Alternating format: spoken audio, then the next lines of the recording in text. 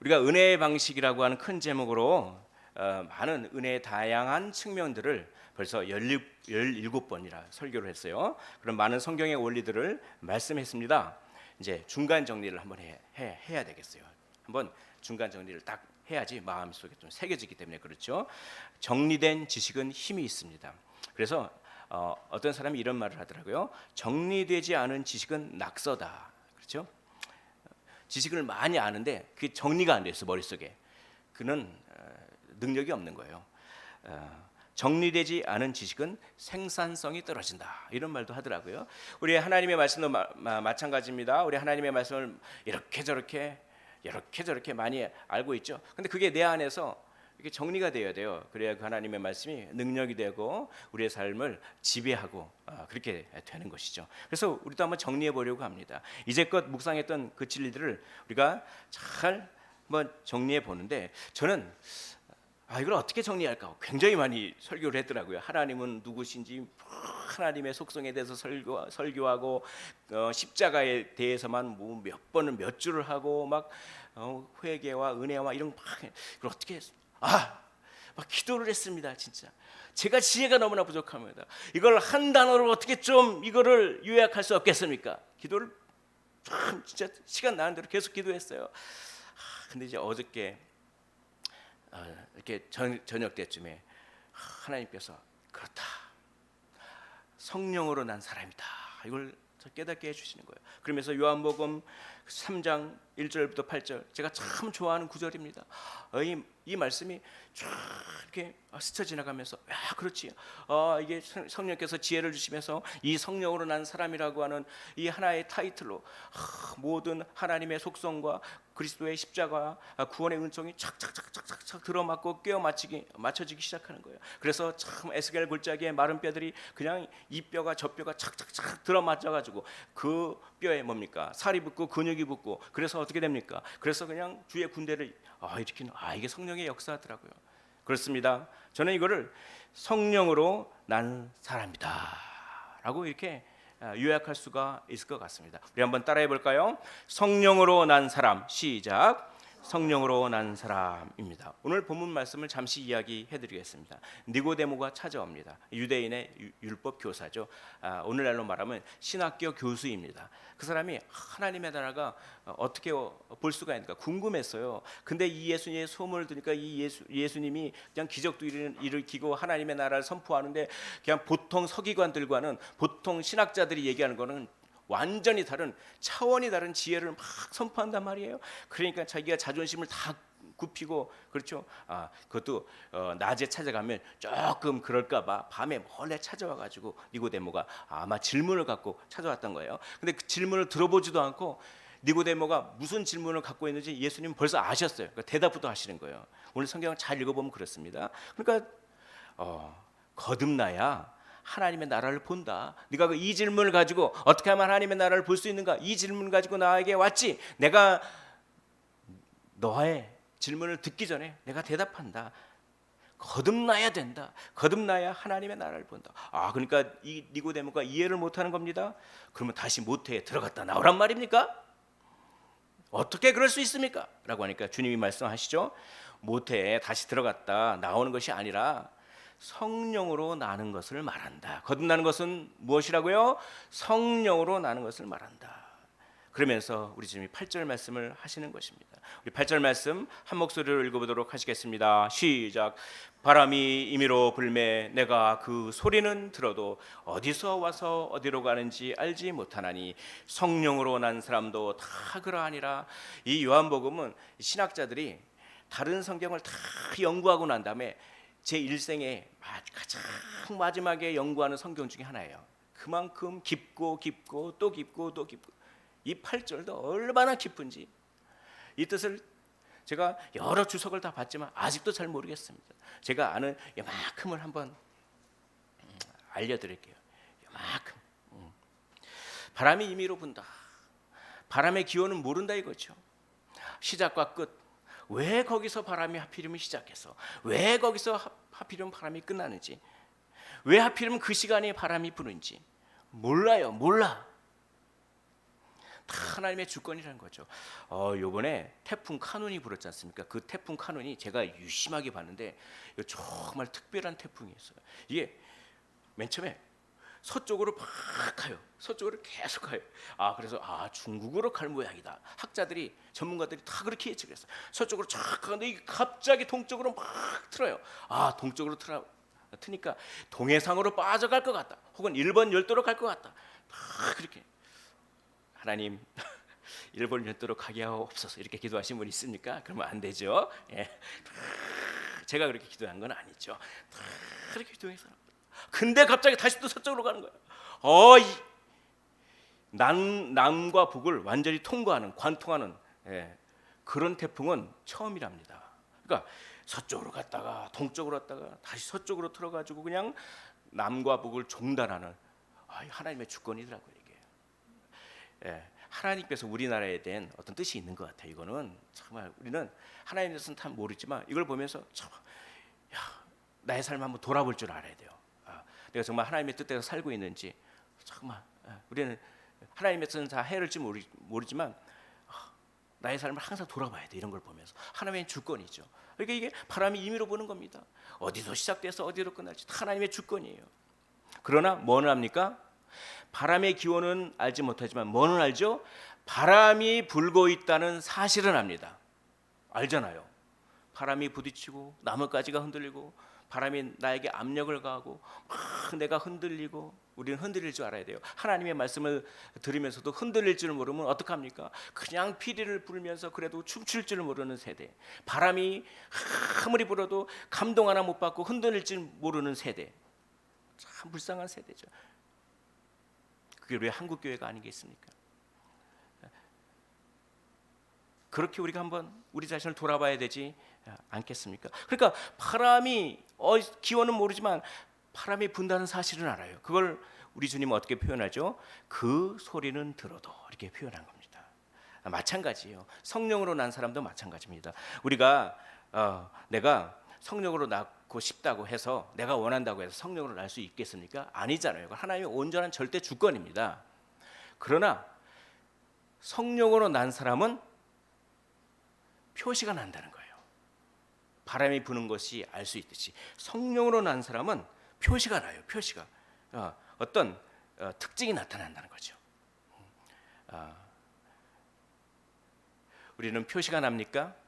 내가 성령으로 난 사람, 거듭난 사람, 내가 그리스도인이라고 하는 표시가 납니까? 우리는 표시가 나야 돼요. 바람이 부는 것이 표시가 나듯이. 그래서 그 특징을 네 가지로 정리할 수가 있다고 저는 생각합니다. 그리고 그 네 가지의 특징, 즉 성령으로 난 사람의 특징, 성령으로 난 사람의 표시, 이 네 가지의 특징은 우리가 이제껏 17번 동안 설교를 했던 은혜의 방식을 다 요약해주는 네 가지의 특징과도 같습니다. 할렐루야. 오늘 우리 간략하게 이 네 가지의 특징을 살펴볼 때 나는 이런 표시가 나는가 한번 우리가 생각해 보면서 우리 간절히 기도했으면 좋겠어요. 그래서 주님이 찾으시는 그 한 사람, 그 한 예배자가 되고 주님이 기뻐하시는 그 한 사람, 그런 사람이 되었으면 좋겠습니다. 여러분, 많은 교회가 있지만 구원받은 사람은 얼마나 될까요? 첫 번째, 부르심입니다. 첫 번째 뭐라고요? 부르심이죠. 부르심. 첫 번째, 성령으로 난 사람은 부르심이라고 하는 표시가 나는 거예요. 부르심이 뭡니까? 부르심은 태도가 바뀌는 거예요. 태도가. 삶의 태도의 변화를 뜻합니다. 무슨 태도입니까? 특별히 말씀을 듣는 태도를 말합니다. 말씀을 듣는 태도가 바뀌는 거예요. 그게 부르심을 입은 사람입니다. 삭개오는 그랬어요.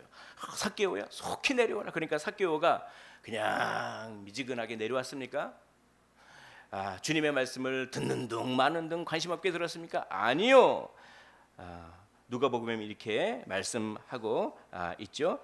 급히 내려왔습니다. 그리고 즐거워했습니다. 그리고 영접했습니다. 그게 누가복음 19장 6절에 나와 있죠.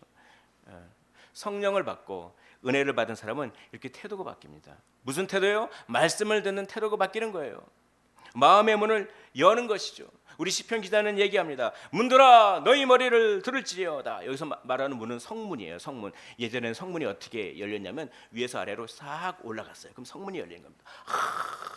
법궤가 들어간다. 언약궤가 들어간다. 말씀을 담은 하나님의 언약궤가 들어간다. 말씀이 들어간다. 성의 문들아 아래서 위로 싹 들릴지어다. 우리의 마음의 문들아 들릴지어다. 우리의 문이 열릴지어다. 그렇게 시편 기자는 얘기하고 있는 것입니다. 또 다른 시편 기자는 이렇게 얘기합니다. 사슴이 시냇물을 찾는 것 같이 내 영혼이 주를 찾기에 갈급함이나이다. 부르심을 경험한 사람은 이렇게 사모하는 사람이에요. 여러분 말씀에 갈급함을 느끼십니까? 말씀을 듣고 또 듣고 싶으십니까? 말씀을 읽고 또 읽고 싶습니까?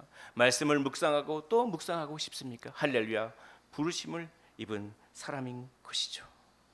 내가 어찌하여 낙심하며 내 속에서 불안해하는가? 너는 하나님께 소망을 두라.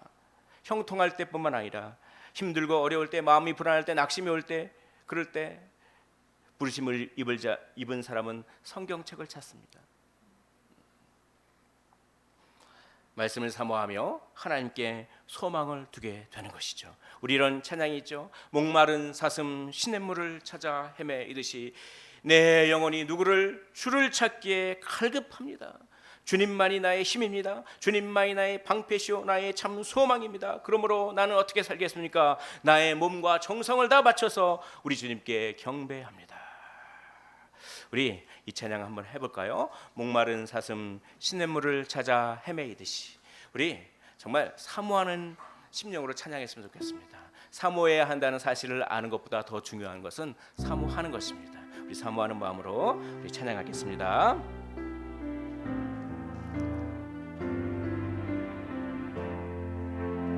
목마른 사슴 할렐루야. 목마른 사슴 시냇물을 찾아 헤매이오지요. 주님을 찾습니다.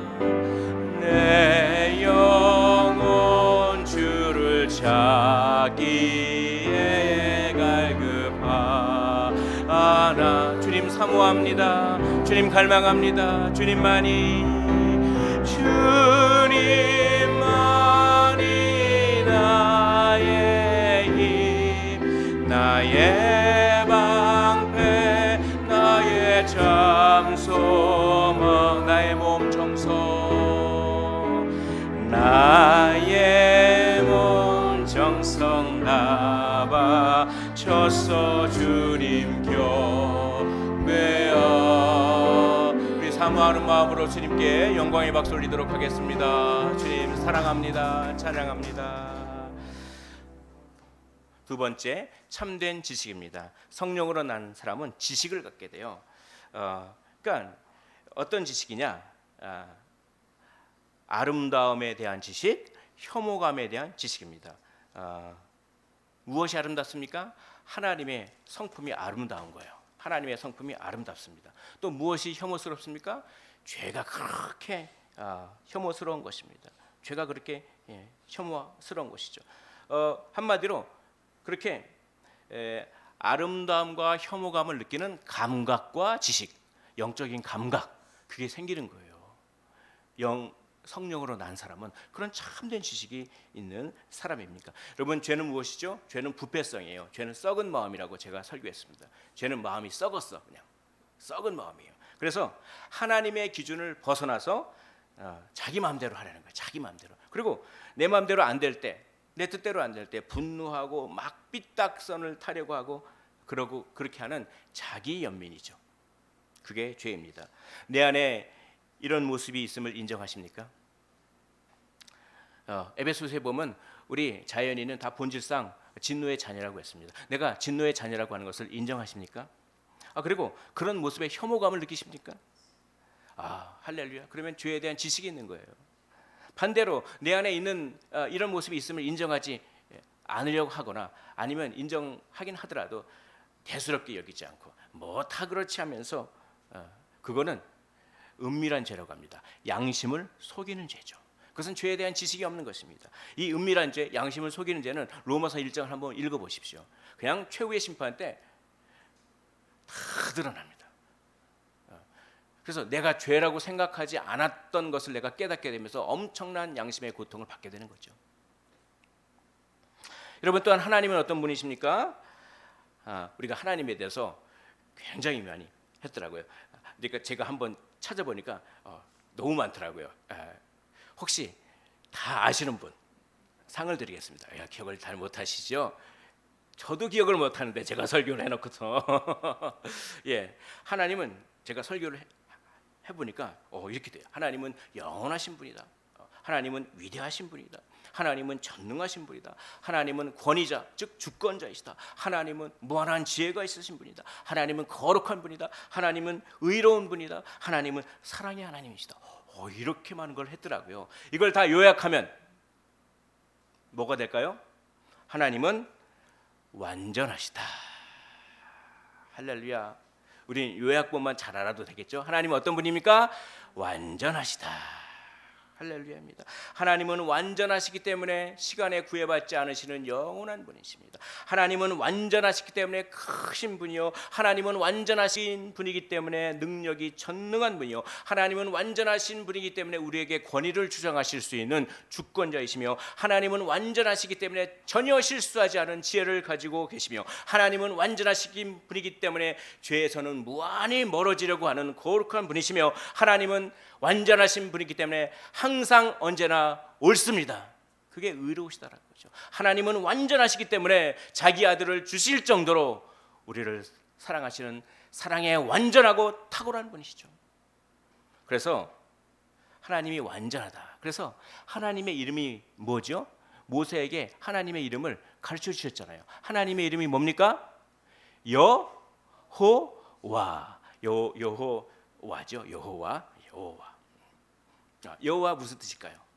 나는 스스로 있는 자다. 한마디로 나는 나다 이거예요. 나는 스스로 있는 자. 나는 스스로 있는 자는 뭐냐면 나는 의존하지 않는 자랍니다. 우리 피조물은 다 의존해요. 여러분, 나무가 자라기 위해서는 공기가 있어야 되고 바람이 불어야 되고 그냥 그렇죠? 이 나무에 흙이 있어야 되고 수분이 있어야 되고 그렇잖아요. 모든 피조물은 다 의존적이에요. 사람도 마찬가지입니다. 그 어린아이가 스스로 자랄 수 있습니까? 여기에 지금 모든 분들을 스스로 자라는 사람 하나도 없잖아요. 다 부모의 돌봄과, 그렇죠? 모든 피조물은 다 의존적입니다. 그러나 유일하게 창조주 하나님은 어떤 분입니까? 독립적이고 완전한 분입니다. 하나님은 완전한 분, 독립적이고 완전한 분. 그래서 하나님의 이름이 여호와다라고 하는 것이죠. 그런데 참 여기 더 놀라운 게 있어요. 하나님은 완전하신데 완전하심을 자기만 갖고 있는 것이 아니라 완전하심을 우리를 위해서 어떻게 합니까? 사용하세요. 여러분, 백만장자, 억만장자, 그렇게 돈이 많은 사람이 있으면 그거를 갖다가 그 사람이 그 돈을 자기만 갖고 있으면 그게 나하고 무슨 상관이십니까? 근데 그 돈을 나를 위해서 쓰면 어떻게 됩니까?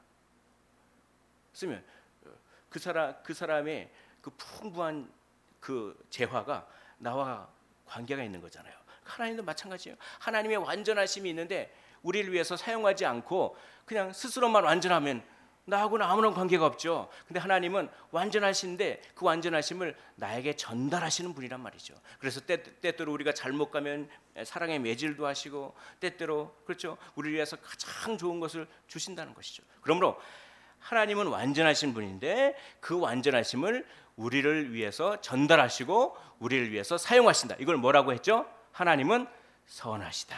그래서 이제 다 정리를 하면은 하나님은 어떤 분이십니까?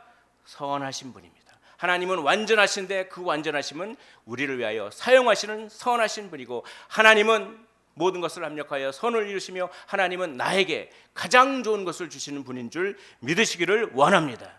그것이 하나님의 여러 속성을 다 요약한 것이 하나님의 선하심. 그 하나님의 선하심이 가장 찬란하고 영광스럽게 드러난 곳이 어딜까요? 바로 십자가예요. 그래서 지난주에 그랬잖아요. 십자가에는 우리의 구원과 용서받음만이 있는 것이 아닙니다. 십자가에는 더 중요한 것이 있어요. 하나님의 선하심이 있다고 제가 말씀드렸습니다. 십자가에는 하나님의 선하심이 있어요.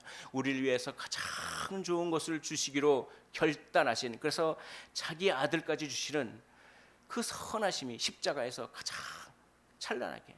그래서 십자가라고 하는 거룩한 광고판 게시판에 하나님의 선하심이 아주 영광스럽게 걸려 있는 것이죠. 여기 십자가가 있다. 여기 내 아들을 내가 매달아 세웠다. 그러므로써 나의 거룩과 공의와 사랑은 절대 갈등을 일으키지 않는다. 너희 구원도 정당하다. 나는 너희에게 가장 좋은 것을 주는 존재이다. 우리 주님도 그걸 말씀하고 있는 거예요. 오늘 요한복음 3장 14절 15절을 보면 이렇게 돼 있어요. 모세가 광야에서 뱀을 든 것 같이 인자도 어떻게 합니까? 들려야 하리라. 인자가 어떻게 합니까? 십자가에 매달려서 들려야, 십자가에 세워져야 된다고 얘기합니다. 왜입니까? 그 십자가에 인자를 통하여 하나님의 선하심이 드러나기 때문에 그렇습니다. 인자가 왜 들려야 됩니까? 이는 그를 믿는 자마다 영생을 얻게 하려 하심이라. 인자가 왜 들려야 됩니까? 인자가 왜 십자가에 세워져야 됩니까? 하나님의 선하심을 밝히 드러내기 위하여, 그리고 그를 믿는 자마다 영생을 얻게 하기 위하여 인자는 십자가에 못 박혀서 들려야 되는 것이죠. 그리고 이렇게 요한복음 3장 15절 이후에 가장 유명한 말씀, 요한복음 3장 16절이 있는 것이 아니겠습니까? 하나님이 세상을 이처럼 사랑하사 독생자를 주셨으니 이는 그를 믿는 자마다 멸망치 않고 영생을 얻게 하려 하심이라. 하나님이 우리에게 독생자를 주셨습니다. 어디에까지요? 죽음에 내모는 데까지요. 우리 대신 진노를 다 받는 데까지요. 화목제물까지요. 그 정도까지 하나님은 독생자를 주셨습니다. 왜입니까? 우리의 영생을 위해서 그렇습니다. 여기 하나님의 선하심이 있다는 겁니다. 하나님의 완전하신 사랑을 우리를 위하여 전달하신다는 거죠. 여러분, 이 하나님의 선하심을 생각할 때 그것이 아름답게 느껴지십니까? 아름답게 느껴진다고 하는 건 이런 뜻이에요. 저 성품을 나도 갖고 싶다.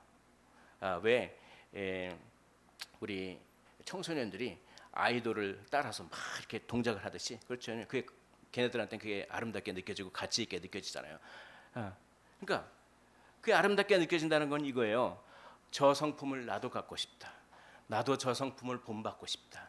나도 완벽하진 않지만 다른 사람에게 희생적인 삶을 살 용기가 있다. 저 성품을 따라하고 싶다. 이런 마음이 드십니까? 그러면 하나님과 십자가에 대한 아름다움에 대한 지식이 있는 것이죠. 이것이 바로 성령으로 난 사람의 특징입니다. 여러분, 이 지식을 우리의 상상력에 부지런히 넣으십시오. 우리 상상력은 전쟁터라고 제가 말씀드렸습니다. 우리 영혼 안에, 인간의 영혼 안에 상상력이라고 하는 영역이 있어요. 이 상상력에서 항상 영적인 싸움이 일어나는 거예요. 성령은 아주 거룩한 상상을, 거룩한 충동을 이 상상력 안에 집어넣고, 악한 영은 그렇죠, 미움과 시기와 질투와 분노와 그냥 여러 가지 그런 거짓된 상상을, 헛된 상상을 이 우리 영혼 안에 있는 상상력에 집어넣고, 이 상상력 안에 성령과 악령이 싸우는 거예요. 영적인 싸움이 일어나는 거예요. 이 상상력 안에다 하나님의 말씀을 집어넣는 거죠. 어떤 지식이요? 혐오감에 대한 지식을 부지런히 집어넣으십시오. 죄에 대한 혐오감을 느끼는 거죠. 부지런히 집어넣으시죠. 그리고 어떤 지식이요? 하나님에 대한 아름다움의 지식을 부지런히 집어넣는 거죠. 그래서 복된 사람이 되시기를 원합니다. 복된 사람은 주야로 하나님의 말씀을 묵상하는 자로라. 이걸 이렇게 고쳐 읽겠습니다. 복된 사람은 주야로 하나님의 선하심을 우리의 상상력 안에다 집어넣는 사람이다. 하나님의 말씀 읽고 또 읽으면 우리 이 상상력 안에다가 하나님은 나를 사랑하셔, 하나님은 선하셔, 하나님은 최고의 것을 나에게 주셔, 내가 실망하지 말아야지, 내가 낙심하지 말아야지, 내가 하나님 나라를 위하여 참아야지, 이런 거룩한 상상이 든단 말이죠. 세 번째는 회심입니다. 회심은 죽고 살아나는 것이죠. 회심은 뭐라고요? 죽고 살아나는 것입니다. 이게 우리 침례에 보면은 물에다가 담궜다가 이렇게 다시 건져 올리잖아요. 물에 담글 때 뭡니까? 내가 죄에 대해서 죽고, 이런 뜻이에요.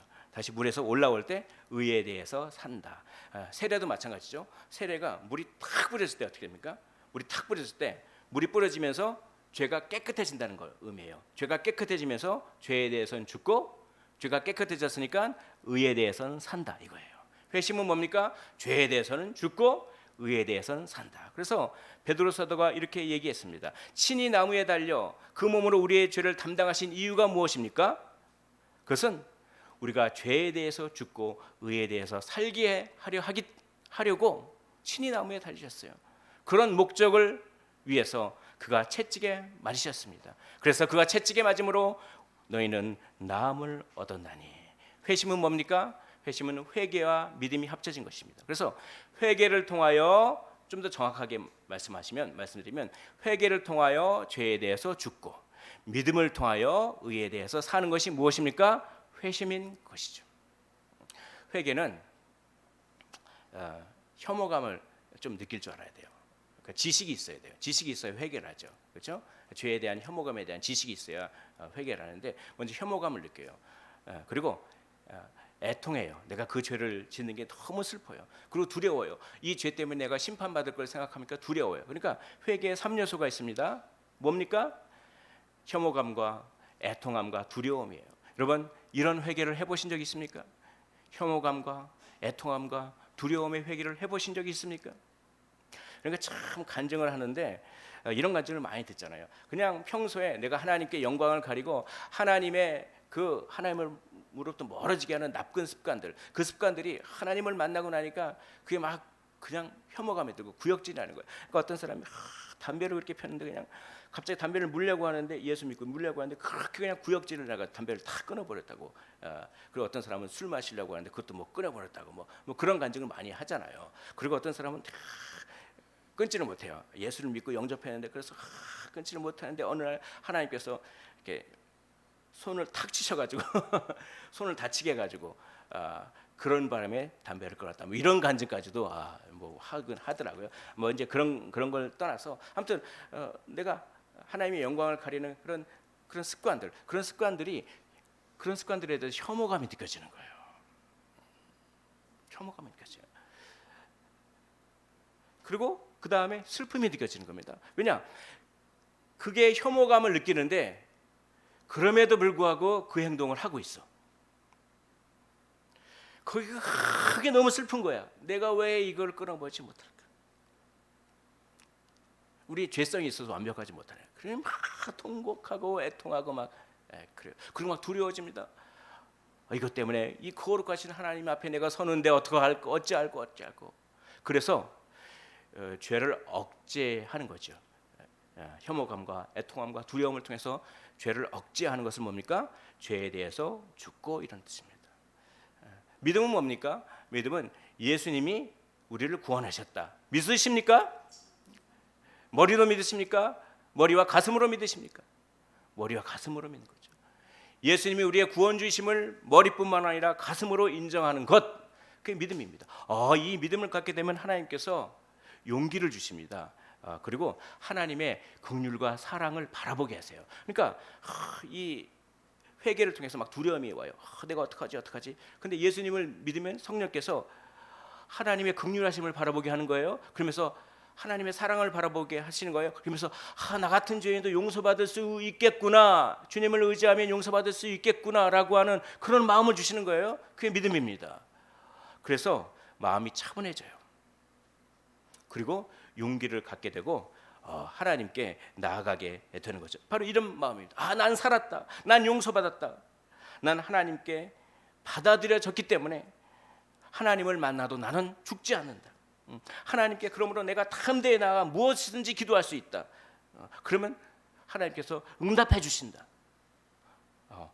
이런 용기와 구원에 대한 감격을 갖게 되는 것이 믿음입니다. 이런 구원에 대한 감격이 있으십니까? 할렐루야. 복된 인생이죠. 그런 감격이 있는 사람은 이런 마음을 품게 되죠. 하나님을 위해서 내가 열심히 살아야지. 그래서 결단을 하게 됩니다. 이렇게 거룩한 일에 대한 열정과 열심을 품는 것, 이것을 의에 대해서 살았다. 의에 대해서 살았다는 것은 뭡니까? 하나님에 대한 열심을 뜻해요. 죄에 대해서 죽었다는 것은 무엇입니까? 회개를 통하여 죄를 억제하는 것을 말하고, 의에 대해서 살았다. 이건 뭡니까? 믿음을 통하여 하나님에 대한 열심을 품었다.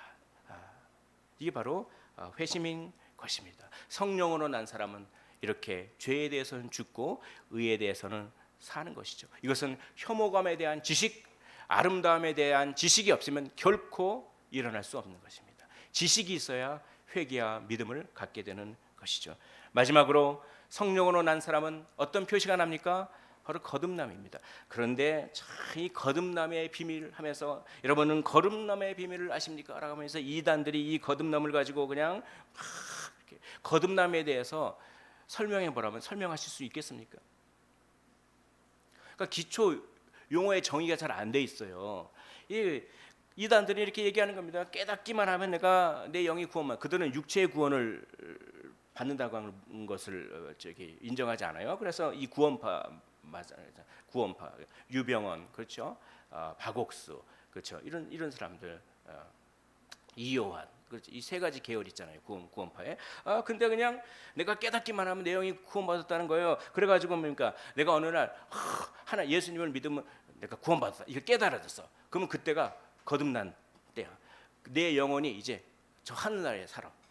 그러니까 내 육신은 무슨 죄를 저질러도 상관없어. 육신은 구원과 상관없는 거니까. 이게 완전 이단 사설이죠. 거듭남은 그런 게 아닙니다. 자, 거듭남을 제가 말씀드릴게요. 이걸 기억하십시오. 거듭남은, 자, 따라해 봅니다. 기질이 바뀌는 것. 시작. 기질이 바뀌는 것. 나의 기질이 바뀌는 게 거듭나는 거예요. 왜냐하면 거듭남이란 뭐냐면 성령이 우리의 영혼 속으로 새로운 프린서플, 새로운 원리를 우리 영혼 안에 싹 불어넣는 거예요. 그러면 어떻게 됩니까? 우리의 기질이 바뀌어요. 기질이 바뀐다고 하는 것은 생각이 바뀌는 겁니다. 좋아하는 게 바뀌는 겁니다. 선택하는 게 바뀌는 거예요. 그렇죠? 생각은 지성, 좋아하는 것은 감정, 선택하는 것은 의지입니다. 그러니까 나의 기질이 바뀌어요. 내가 생각하는 게 바뀝니다. 내 목표가 바뀝니다. 내 좋아하는 게 바뀝니다. 그리고 내가 선택하는 게 바뀝니다. 이게 거듭남이에요. 여러분, 내가 생각하고 있는 것이 무엇입니까? 요즘 내가 자주 생각하고 있는 것이 무엇입니까? 여러분, 내 목표는 무엇입니까? 내가 좋아하는 것은 무엇입니까? 내가 관심이 있게 여기는 것은 무엇입니까? 내가 선택하는 것은 무엇입니까? 이런 것들이 거룩한 것들입니까? 거룩함을 향하고 있습니까? 죄로부터 무한히 멀어지려고 하는 방향성을 띠고 있습니까? 이게 바로 거룩한 기질, 거듭남이에요. 거룩한 기질을 갖는 것. 그냥 우리는, 저도 보면 이 타고난 기질이 너무 힘들게 해요. 타고난 기질이. 어떤 사람은 이런 기질, 어떤 사람은 저런 기질 많이 있지 않습니까? 기질이 많이 다양하고 그냥 좀 자기도 어렵게 하고 남들도 어렵게 하는 기질이 얼마나 많아요. 그런데 그냥 성령께서 새로운 원리를 우리에게 탁 주시면, 물론 죄성 때문에 기질이 남아 있지만 새로운 기질이 생기게 되는 거예요. 성령의 소욕이라고 하는 그런 기질을 갖고 계시는가? 이렇게 본문이 질문하고 있는 것입니다. 그래서 오늘 본문 말씀 요한복음 3장 6절에 이렇게 얘기하죠. 우리 화면을 보면서 한 목소리로 읽어보도록 하겠습니다. 자, 시작. 육으로 난 것은 육이요 영으로 난 것은 영이니. 여기서 영으로 난 것이다 할 때 영은 성령을 뜻합니다. 그러니까 성령으로 난 것은 영이니, 즉 성령으로 난 사람은 영적인 것을 추구한다. 그런 기질이 생긴다. 이런 뜻이에요. 이 말이. 이게 아주 깊은 말이죠.